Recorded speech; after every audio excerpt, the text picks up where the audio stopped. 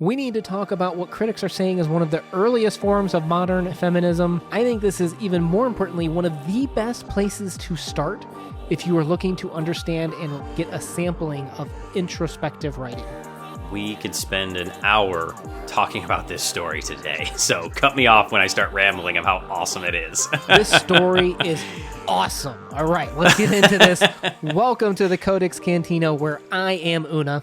And have I got a story for you, Crypto? If you are new to the CodeX Cantina, we take a conversational approach to discussing and understanding the stories that we read. Today is The Story of an Hour by Kate Chopin. And as always, we start off with publication information. The Story of an Hour was written April 19th, 1894, and then published in Vogue magazine December 6th as The Dream of an Hour. Then it was reprinted later in St. Louis Life, January 5th, 1895, as The Story of an Hour. And we will put a link down below where you can read the story for free, as well as listen in an audiobook format for free as well. So we'll start off talking about the themes today. And I know a lot of times in literary classes, you usually get assigned something like Virginia Woolf or Clarice Lispector. And some of those stories might be a little bit daunting and a little bit difficult to understand. And that's why this piece is so wonderful, is that Kate Chopin writes this very, very dense, introspective piece that is super accessible for 3 pages it is? I absolutely love this. And why I love it too is also I've talked to you multiple times when we cover stories. A lot of times injuries or maladies in stories mean something. Having an injured heart, such as in this story, could have to deal with feelings or love being broken, things like that. This is a perfect example where an author uses the malady to tell us more about the character themselves. And develops characters in such a short piece. This is a great teaching tool of how you can get something so dense in just a few pages. So let's talk about what little there is of the plot. There's a terrible railroad accident and Brentley Mallard dies. The main character, Louise Mallard, soon receives news of her husband's death. She throws herself into the room and recalls their past.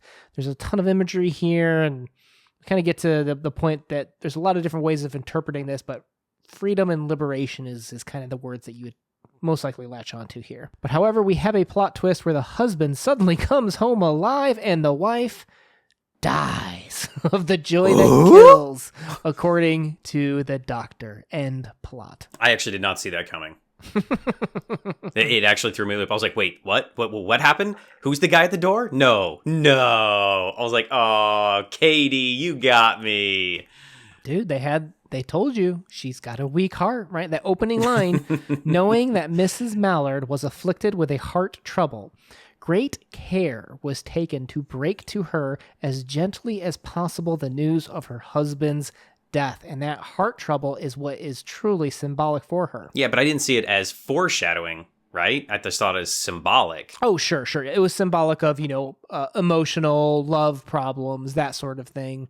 And I think we kind of got to see that where, this was written in published 1894, right? Kind of a bold thing for a wife to say that marriage is oppressive. Not the man, but marriage is oppressive. And I think we see her, she is thinking differently, right? We have that quote, "She did not hear the story, as many women have heard the same."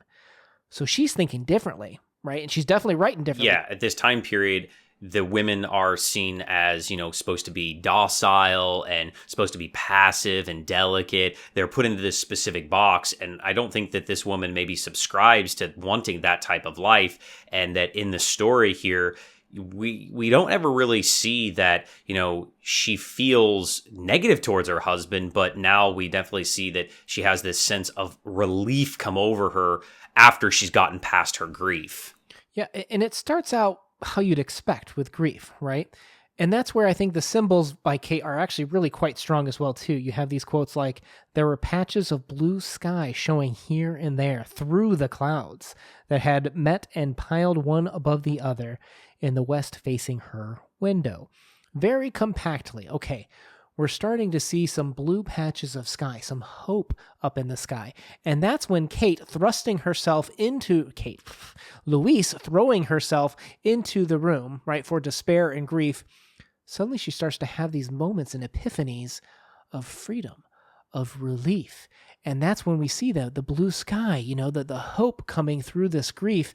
And we start to see a different story of their relationship. But this is a very, very tightly woven story in 3 pages to have elucidated this. But what do we know about the marriage? There would be no powerful will bending hers in the blind persistence with which men and women believe they have a right to impose a private will upon a fellow creature. Quote of this short story right there, that marriage is pushing a will onto the other person. But does that mean necessarily negative? No, I don't think this is abusive relationship. I don't think that it was one where she was, beat or anything awful like that. I just feel like that when you get into a relationship, there are expectations.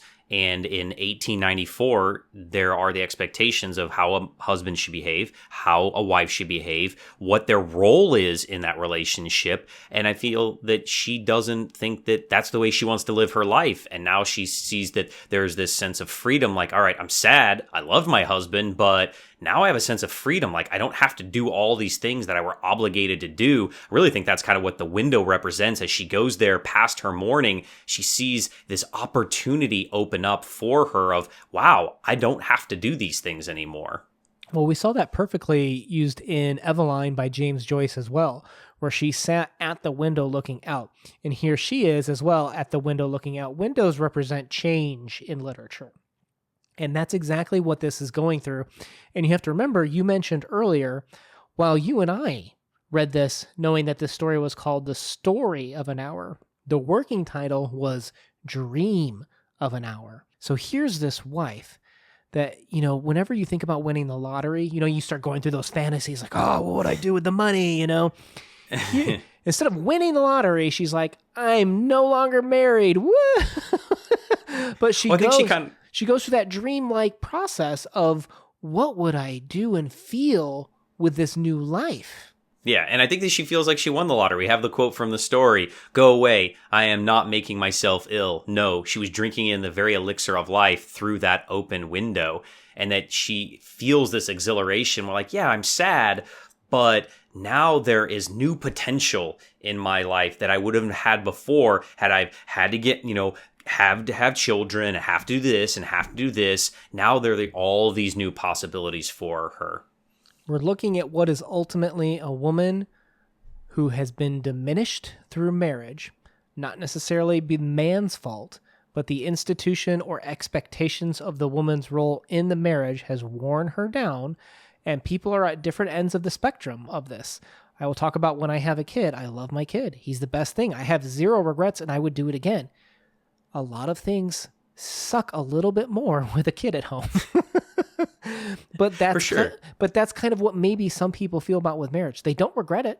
He's a nice man. They said that he was nice and calm, right?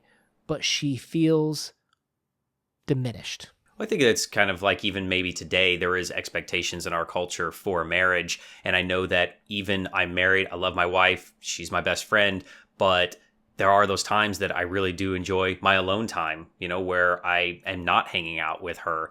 And that is something that, breaks that kind of, confined of my marriage for maybe just a few hours. And that doesn't make me love her any less or anything, right? There's this quote from the story here where they say, and I'm thinking about you at your story as you did that. It says, over her breath, free, free, free, the vacant stare and the look of terror that had followed, it went from her eyes. And I'm just thinking about, what you ask some guys, what would they do if they could do anything? And they'd be like, I would do nothing. I would just sit there and stare. I've had friends at school, or I've had colleagues at school say the same thing. Oh, if I could just have an hour where somebody took the kids and, my wife went and did something with her girlfriends and I just had an hour to myself, that sounds like perfect bliss. Because we all need those kind of things to recharge. And I think that this is just taking it to kind of the next level of what if you had that permanent change for freedom. Well, let's come to the last line of this story. We see her with this expressing of grief at first, and then she kind of becomes more hopeful. And we have the quote, "When the doctors came, they said she had died of heart disease, of joy that kills." Now, I think there's a couple different ways actually to interpret this, right? I agree, yeah. There's a very barbaric way that I feel like kind of ignores a lot of the story. It was that she was so happy she died that her husband was home. And I don't think that lines up very well with the idea of her being free with this dream of the hour, the story of her finally not being confined to marriage. It's an interpretation, but I think it ignores a lot of the elements of the story. 100% agree. I think that it's her losing that joy, being ripped away from her, that ultimately killed her.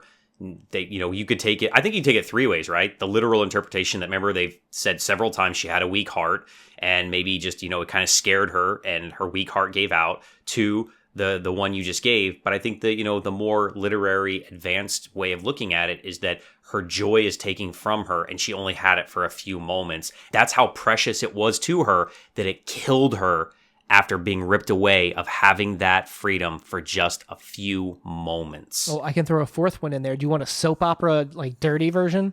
Yeah, do it. Okay, so Richard's quick motion to screen him from the view of his wife. So you could potentially take it that why was Richards kind of doing this blocking? I believe some people may come to the conclusion of, was there an affair going on with these two? Oh, with the brother. Okay. Yeah. So a little far-fetched, but I like it. Yeah, well, it's one of those things that, like, I'm not going to tell anyone they're wrong with an interpretation, right? You know me. Go with it, right? Whatever brings value to your life.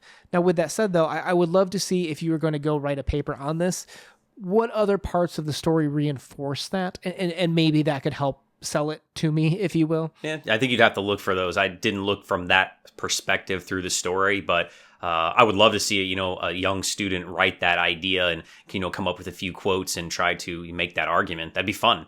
Make it nice and steamy. I would like it. So if you enjoyed the conversation today, some people don't know how to help us out, please feel free to leave like a heart emoji or check out playlists that we'll leave links to down below. Crypto, this is rated as one of the greatest short stories of all time. What are you going to give this one? I'm going to agree with that statement. I think this is one of the greatest short stories of all time. I absolutely loved this story. I think that it does a good job on so many ideas of early feminism, introspection, relationships, marriage, cultural norms, being put in a box, freedom, you name it, it's got it in 3 pages. 9 out of 10. Nailed it. Chopin, give me more. Well, that's good, because we're going to do more of her. We're going to do the Awakening, her novel, here in the future.